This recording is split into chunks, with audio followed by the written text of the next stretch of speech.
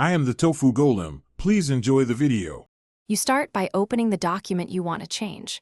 Once done, click the Design tab on the ribbon. This is where page color lives. If you're in Word Online, use the View or Design settings.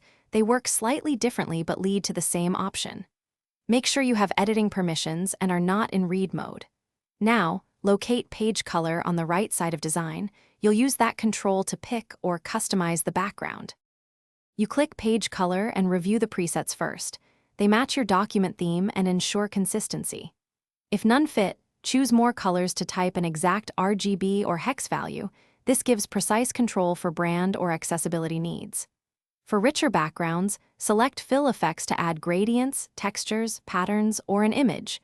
Gradients smooth contrast, while textures add depth. Make sure to preview with your text colors, so legibility remains strong as you experiment.